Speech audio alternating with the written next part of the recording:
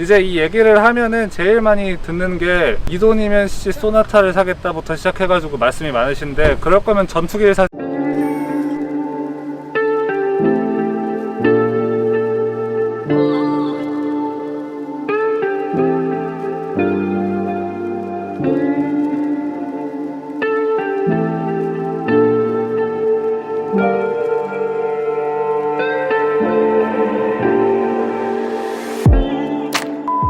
네, 안녕하세요. 배준배월드 배준비입니다. 오랜만에 영상을 촬영을 하고 있어요. 오랜만에 찍는 이유는 차 샀어요.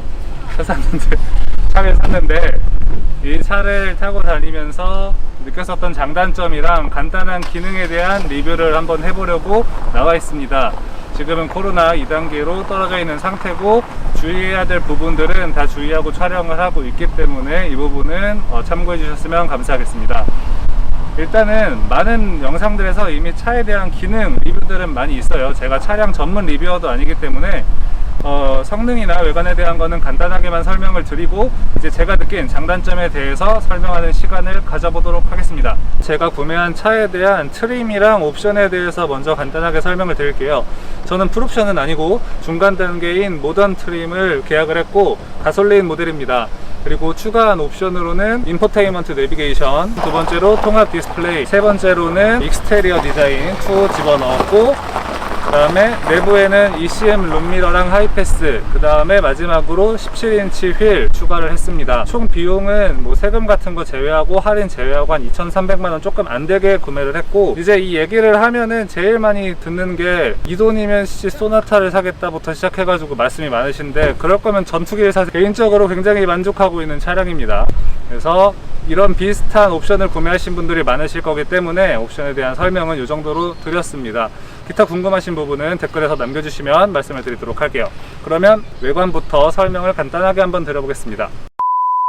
먼저 전면을 확인해 보시면 제가 옵션 중에 익스테리어 디자인 2를 넣었기 때문에 램프 자체가 헤드램프가 LED 램프로 바뀌어 있습니다. 풀옵션 구매하신 분들은 기본적으로 LED 램프가 들어있는데, 모던 같은 경우에는 옵션을 추가하지 않으면 할로겐 등으로 되어 있어요. 휠도 추가했기 때문에 17인치 알로이 타이어 되어 있고, 기본 15인치 휠은 아쉬운 점이 조금 많아서 휠을 바꾸게 되었습니다. 그래서 이렇게 휠이 되어 있고, 사실 제가 이 차를 구매한 가장 큰 이유, 후면 이제 디자인인데, 많은 리뷰에서 보셨던 것처럼 이쪽 부분이 이제 미등을 켜게 되면은 테일램프가 일자로 점등이 돼서 일자로 되게 예쁘게 외관이 보입니다. 그 부분에 사실 조금 혹해서 차를 계약을 한 것도 있어요. 이렇게 외관은 전체적으로 이런 식으로 되어 있습니다. 워낙 아반떼는 리뷰가 많아서 많이들 보셨을 거예요. 거의 국민 조합이죠. 아마존 그레이 컬러의 내부 모던 그레이. 이제 내부를 한번 확인해 볼게요. 네, 내부의 모습입니다. 일단 전체적으로 넓다라는 느낌이 좀 많이 느껴지는 구조예요.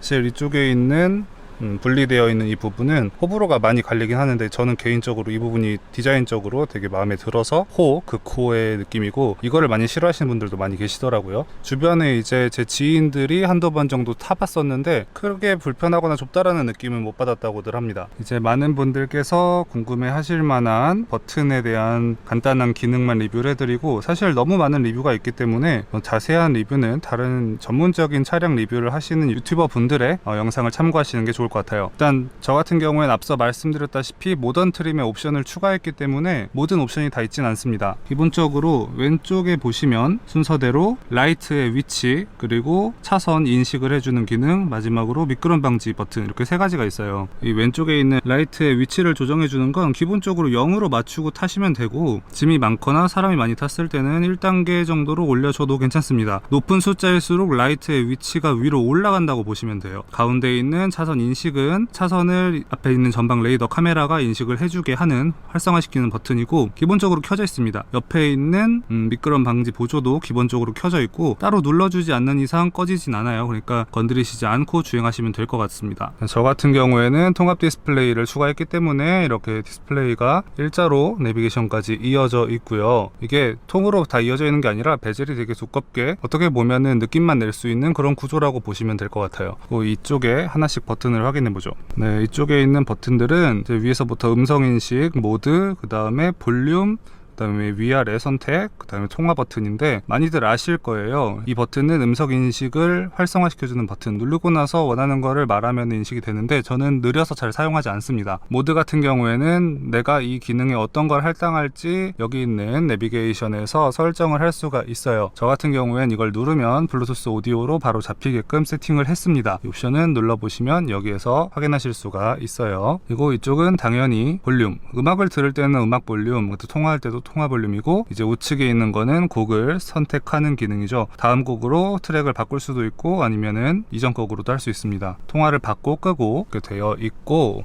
우측에 보시면 이거 같은 경우에는 메뉴라고 보시면 돼요. 이걸 누르게 되면 이렇게 계기판에 다양한 옵션들이 나옵니다. 그래서 확인을 하실 수가 있는 기능이고요. 이제 아래쪽에는 차선 유지 보조, 그 다음에 우측에는 재생과 뭐 버튼 이렇게 있는데, 이 기능은 제가 잘 사용을 안 하고 제가 제일 많이 사용하고 제일 편한 기능이 여기 있는 차선 유지 보조입니다. 사실 주행을 하면서 기존에 제가 타왔었던 차들은 차선 유지 보조도 없고 심지어는 후방 센서도 없어서 주차할 때도 사이드로만 감으로만 해야 되는 차들을 운전을 하다가 여기 있는 주행 보조를 켜고 나서는 핸들에 힘이 거의 안 들어가서 굉장히 편해요. 저속일 때는 좀 애매하더라도 어느 정도 자동차 전용 도로나 고속도로를 탈 때는 주행할 때 피로감을 많이 줄여줄 수 있게끔 해주는 기능입니다. 이 버튼을 누르게 되면은 이제 계기판에 정상적으로 뜨게 되고, 이걸 이용해서 이제 주행을 하시면 차선을 자동으로 잡아줘요. 굉장히 편합니다.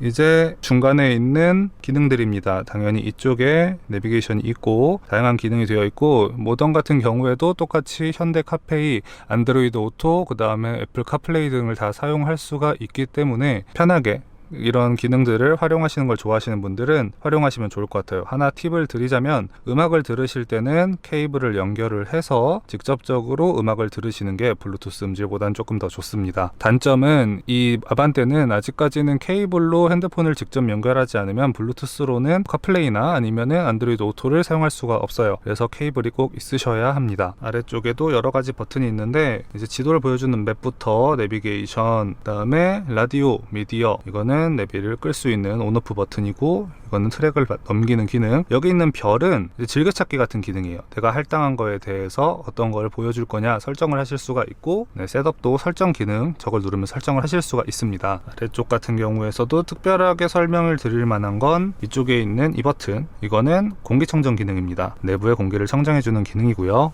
이게 컴포트라는 옵션을 모던에서 넣지 않으면은 운전석만 통풍 시트가 됩니다. 열선은 보조 조수석까지 되는데 통풍 시트는 옵션을 안 넣으면은 운전석만 된다는 거. 그래서 옆에 누가 탈 일이 많으신 분들은 컴포트 1 옵션을 추가하시는 게 좋습니다. 나머지는 생략하도록 할게요. 아래 기어봉 쪽에 보시면 풀옵션 차량 같은 경우에는 오토홀드 기능이 있어요. 하지만 모던 같은 경우에는 옵션을 추가하지 않으면 후방 카메라를 볼 수 있는 기능과 주행 드라이브 모드를 선택할 수 있는 기능만 있습니다. 추가적으로 페달을 보시면 저는 메탈이죠. 이게 알로이 정품 현대 페달입니다. 인터넷에서 한 4,500원 정도의 정품 구매하실 수 있고, 교체도 간단해서 일단 바꿨어요. 사실 뭐 바꾼다고 크게 성능의 차이가 있는 건 아니고 감성의 차이입니다. 뭐 하나 팁을 드린 거니까 원하시는 분들은 이렇게 튜닝하셔도 괜찮을 것 같아요. 네, 일단 이 차에 대한 간단한 설명은 해드렸고, 이제 장단점, 제가 주행을 하면서 느꼈었던 장단점에 대해서 말씀을 드리겠습니다. 일단 장점 첫 번째, 이 차 대부분 많이 느끼실 건데 외관 내부가 굉장히 아반떼스럽지 않게 예쁘게 나왔어요. 차량 자체가 외부부터 이제 사람들이 지나가면서도 많이 구경하고 갈 만큼, 물론 새 차라서 사람들이 신기해하는 것도 있겠지만 디자인 자체가 굉장히 스포티하게 잘 뽑혔고, 호불호가 갈릴 수 있지만 저처럼 젊은 층이신 분들한테는 굉장히 마음에 드는 디자인이실 거라고 생각을 합니다. 그래서 외적인 거, 디자인적인 부분을 많이 신경 쓰시는 분들한테는 굉장한 메리트가 있는 차라고 생각을 하고요. 두 번째 장점 같은 경우에는 승차감입니다. 이게 어떻게 보면은 이 아반떼라는 차가 사회 초년생이 첫 차로 구매를 하시거나 아니면은 중고차를 타다가 올라오시는 케이스가 많으실 거예요. 물론 이제 소나타급 이상, 중형차 이상급에서 아래로 내려오시는 분들에게는 불만족스러우실 수는 있겠지만, 이제 차를 처음으로 타시거나 기존의 경차급이나 중고차를 타시던 분들한테는 굉장히 만족스러운 승차감을 보여주는 차량입니다. 어쩔 수 없이 준중형차의 한계가 있지만, 그럼에도 저속부터 한 8-90km까지는 되게 정숙한 주행감을 느끼게 해주고, 운전을 하고 주변에서 이제 제 지인들도 주행을 했을 때 생각보다 되게 차 자체가 승차감이 괜찮다라는 평을 많이 했어요. 그리고 토션빔 때문에 이제 사람들이 많이 걱정을 하시는데, 저 같은 경우에는 그렇게 차가 튄다라는 느낌은 많이 못 느꼈습니다.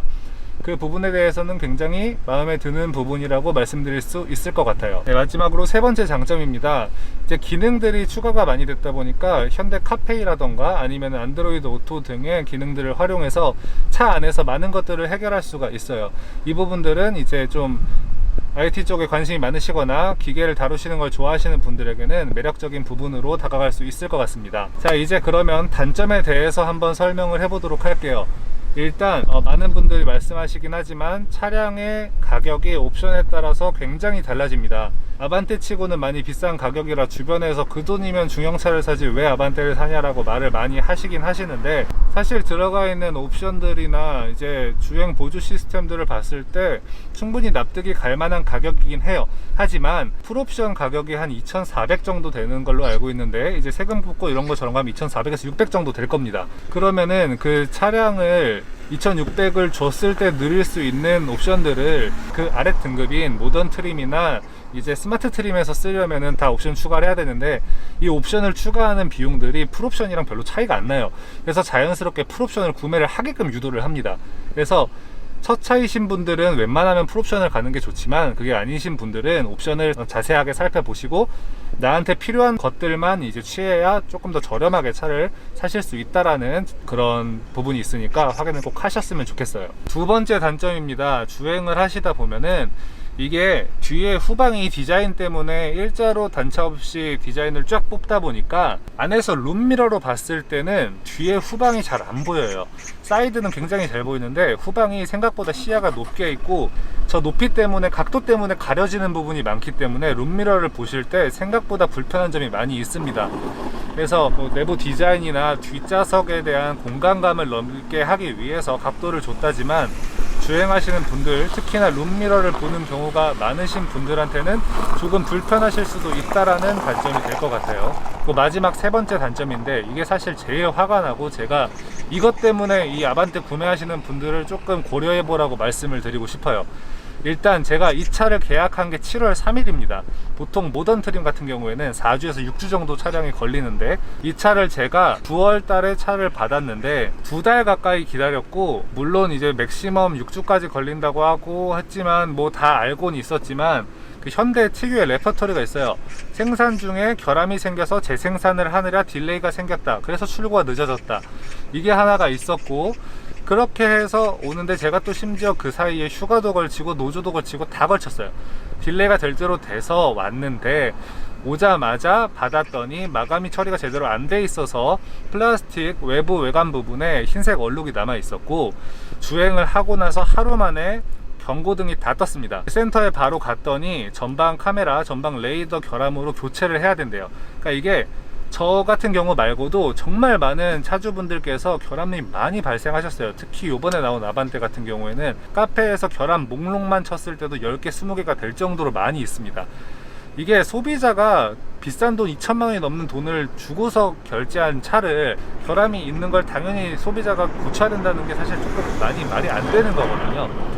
이런 부분들에 대해서 뽑기 운을 기대하지 마시고, 문제가 있을 수도 있는 차를 받을 수 있으니 이것에 대해 번거로움을 다 감수하실 수 있으신 분들은 차를 구매를 하세요. 그래서 굉장히 화가 나는 부분이기 때문에 꼭 체크하시길 바라겠습니다. 이 정도로만 한번 정리를 해보도록 할게요. 네, 이렇게 간단하게 외장, 그 다음에 내장 설명을 드렸고, 제가 생각하는 장단점에 대해서도 설명을 한번 드려봤습니다.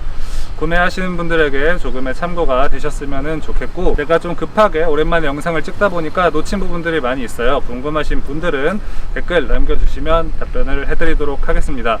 오늘 영상이 재밌으셨으면 좋겠고, 다음에 또 유익하고 재밌는 영상으로 찾아오도록 하겠습니다. 지금까지 시청해주셔서 감사합니다.